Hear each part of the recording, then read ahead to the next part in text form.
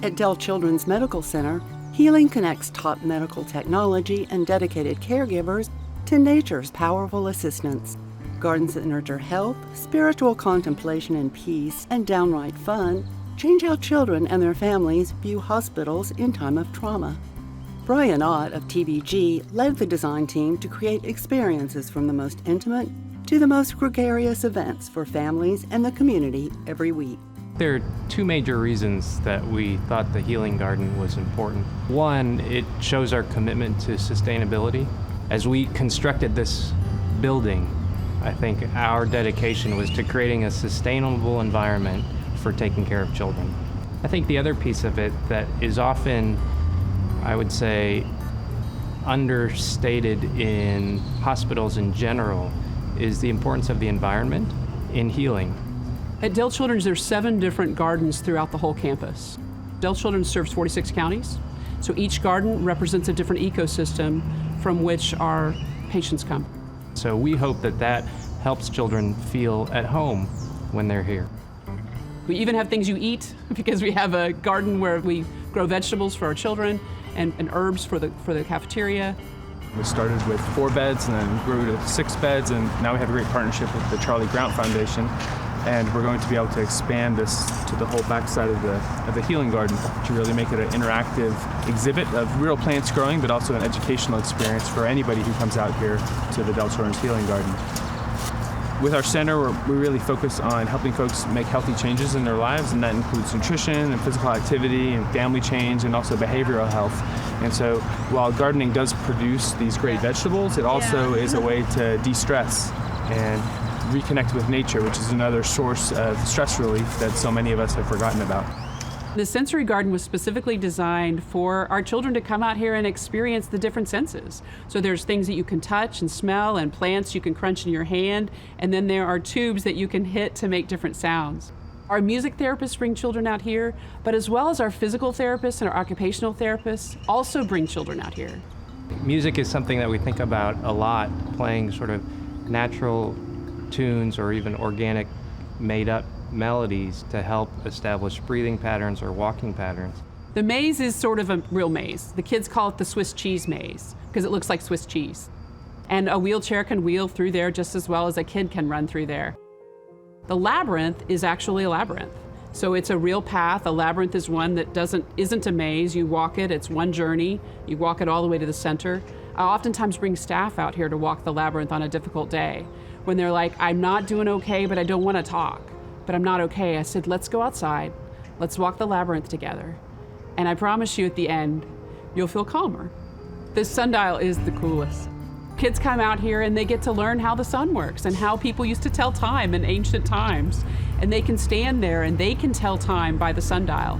For some of our kids that have been through either a very prolonged medical illness or even been injured and they need rehabilitation and physical therapy, one of the great things I think about a normal environment is that you have things that attract young children and that make them want to walk, as opposed to doing physical therapy, again, in a fairly sterile room and asking a child to walk.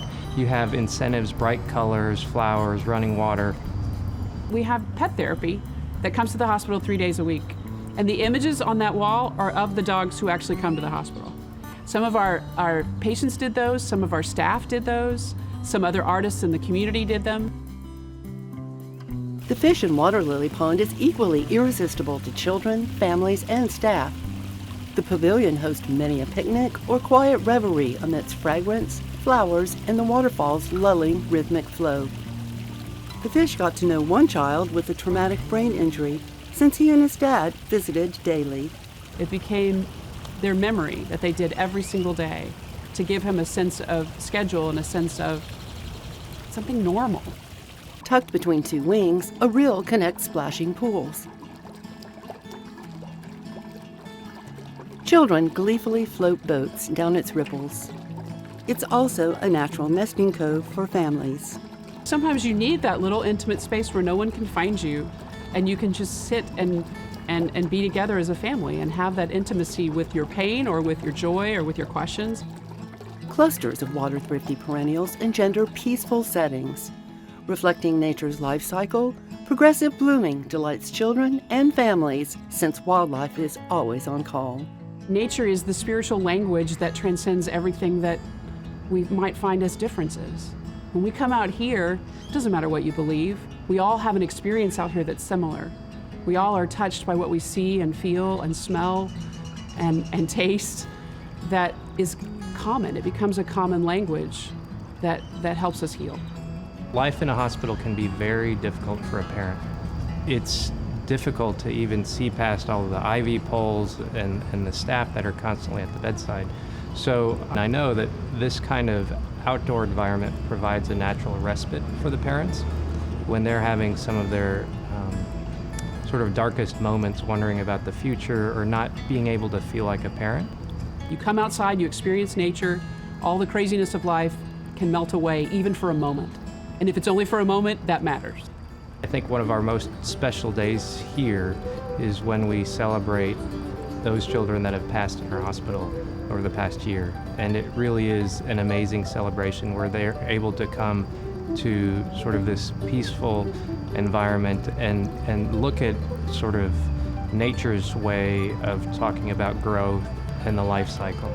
It's one of the most beautiful experiences you could imagine. People think that service will be sad, and it's actually pretty glorious as you experience the love of all of those families for all those children.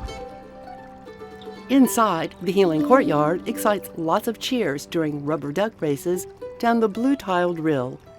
But every day, it's a comforting, colorful enclosure as rippling water makes its healing journey for both families and staff. Children can even see bananas growing on trees, and parents can get a laugh over the grackle tree. I love that little garden because you can access it from every single floor. You can sit outside at the cafeteria and hear the waterfall while you're eating. Well, what better way to disconnect from everything that you're experiencing in a hospital setting than to sit and listen to the water? You can't be more than 30 feet from natural sunlight streaming in anywhere in the building. So it's an easy walk for anybody, or perhaps a push in a wheelchair, to get to one of those windows and experience that even if they can't be outside. What we've tried to create is not just a healing medical environment, but the complete, total healing environment, as complex and as difficult as that may be, and that incorporates a lot of nature in our work. Sometimes I'll say, instead of coming to my office for counseling, let's just go outside. Just walk outside, even for 1 minute, 2 minutes, 5 minutes. Doesn't matter if it's raining or sunshining. It's amazing that you can go from sort of critical care at the bedside, lots of things going through your head, trying to adjust medicines and figure out what's going on at the same time, to outdoors, to this environment, which feels like one of the most peaceful environments in Austin, literally right outside the wall of where some very complex medicine is going on.